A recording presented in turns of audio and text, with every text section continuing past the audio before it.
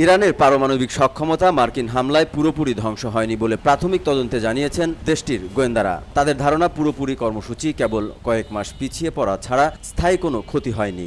Iran ও ইসরায়েলের মধ্যে চলমান সংঘর্ষের মধ্যে আকস্মিক জড়িয়ে পড়ে যুক্তরাষ্ট্র। তেহরানের পারমাণবিক স্থাপনা লক্ষ্য করে ৩০,০০০ পাউন্ডের বোমা ব্যবহারের কথা বলেছেন মার্কিন প্রেসিডেন্ট ডোনাল্ড ট্রাম্প। তবে ইরানের পারমাণবিক কর্মসূচি পুরো নিশ্চিহ্ন করে দেওয়ার যে দাবি তিনি করেছেন, মার্কিন গোয়েন্দাদের প্রাথমিক প্রতিবেদনে এক ভিন্ন চিত্র উঠে আসার কথা জানিয়েছেন প্রশাসনের ৩ জন কর্মকর্তা। এক কর্মকর্তা বলেছেন, ইরানের ইউরেনিয়াম সমৃদ্ধকরণ পুরোপুরি নিশ্চিহ্ন হয়নি এবং তাদের কার্যক্রম কেবল কয়েক মাসের জন্য পিছিয়ে গেছে।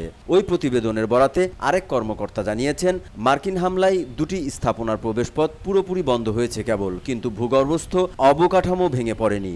একই দিনে ইসরায়েলি প্রধানমন্ত্রী বেনিয়ামিন নেতানিয়াহু দাবি করেন, ইরানকে নিষ্ক্রিয় করার মাধ্যমে পারমাণবিক যুদ্ধের ঝুঁকি এড়ানো গেছে।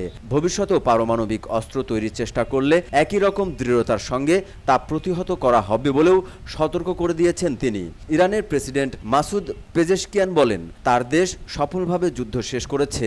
একে তিনি একটি মহান বিজয় বলে অভিহিত করেন। ইরানি সংবাদ সংস্থা IRNA জানিয়েছে, তিনি সৌদি যুবরাজ মোহাম্মদ বিন সালমানকে বলেছেন, যুক্তরাষ্ট্রের সঙ্গে সম্পর্ক স্বাভাবিক করতে ইরান প্রস্তুত।